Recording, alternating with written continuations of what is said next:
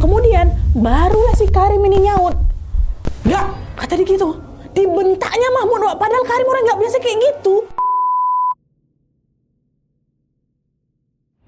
Assalamualaikum warahmatullahi wabarakatuh. Terima kasih sudah klik video ini. Seperti biasa di malam ini aku hadir lagi menemani kalian dengan menceritakan satu kisah horor Wawa part 323. Nah, kisah yang akan aku ceritakan ini Wak adalah reminder bagi kita semua untuk selalu menjaga ucapan. Aku yakin kalian pasti nggak asing lagi sama pepatah mulutmu harimaumu ya kan, yang artinya kita ini mesti selalu hati-hati dalam berucap karena bisa jadi ucapan itu malah menjadi bumerang buat kita sendiri. Aku percaya kali Wak sama pepatah itu, dan kisah ini adalah salah satu buktinya. Di KW malam ini kita akan menyimak kisah dari bapaknya Wawa waktu menempuh perjalanan panjang kali dari Surabaya menuju ke Bima, Nusa Tenggara Barat, Wak. Waktu itu bapaknya Wawa ini cuma naik motor berdua sama adeknya, which is ini omnya Wawa ya. Dan di perjalanan itu mereka juga harus menyeberang naik kapal sampai 3 kali, Wak. Pastinya ini menjadi perjalanan yang sangat melelahkan kali ya kan. Dan apesnya lagi, selain capek karena jauh, perjalanan ini juga jadi menyeramkan Wak, karena mereka diteror oleh banyak sekali sosok. Mulai dari suara-suara aneh,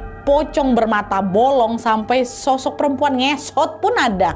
Dan waktu ditelusuri ternyata semua gangguan itu berasal dari satu celetukan yang dilontarkan oleh bapaknya Wawa. Kalau dulu kita punya kisah Bang Alex yang sangat legendaris itu kan, dapat gangguan waktu bawa ambulans. Ini bapaknya Wawa dapat banyak sekali gangguan waktu bawa motor. Penasaran gimana kisah selengkapnya? Jadi tanpa berlama-lama kita langsung masuk aja ke ceritanya ya. Check it out. Tapi tunggu sebentar Wak. Sebelum aku masuk ke kisahnya, aku mau sampaikan satu informasi penting nih buat Wawa kesayangan aku semua. Karena di sini aku pengen makin deket dan sharing lebih banyak dengan kalian. Aku mau mengundang kalian untuk bergabung di YouTube membership Nadia Omara.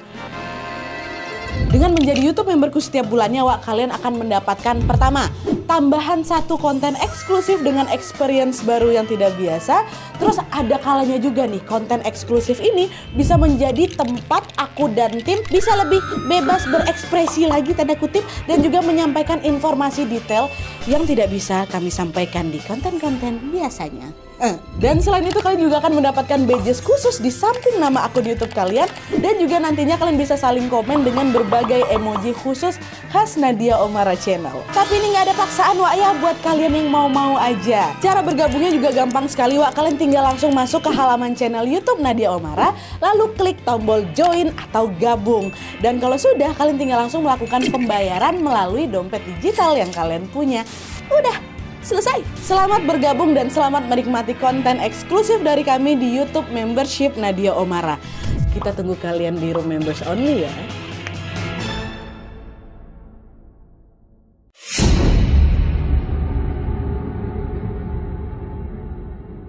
Oke Wak, kisah ini dikirim sama Wak kita yang bernama Nita dari Surabaya. Halo Kak Nita. Nah, kisah ini terjadi di tahun 2014 lalu dan dialami oleh bapaknya Nita yang bernama Pak Mahmud. Biar ceritanya gampang tanpa mengurangi rasa hormat, di sini aku langsung menyebutkan namanya aja ya, Mahmud gitu. Mantap.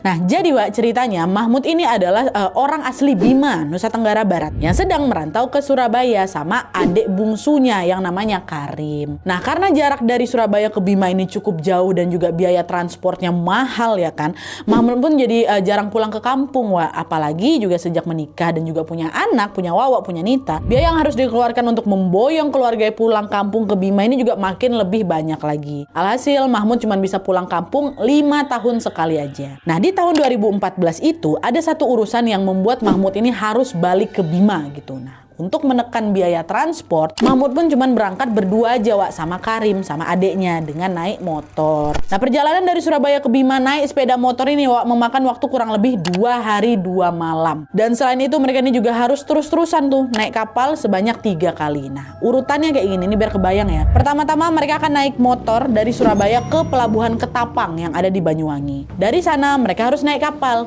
nyebrang nih ke pelabuhan Gilimanuk, Bali. Sampai di Bali, perjalanan harus dilanjutkan lagi naik motor menuju ke pelabuhan Padangbai. Lalu mereka akan naik kapal lagi untuk nyebrang ke pelabuhan Lembar, Mataram yang ada di Lombok. Nah, sampai nanti di Lombok setelah nyebrang mereka naik motor lagi ke pelabuhan Kayangan. Lalu terakhir mereka baru naik kapal lagi untuk menyeberang ke pelabuhan Poto Tano yang ada di Sumbawa. Barulah dari situ mereka tinggal naik motor lagi.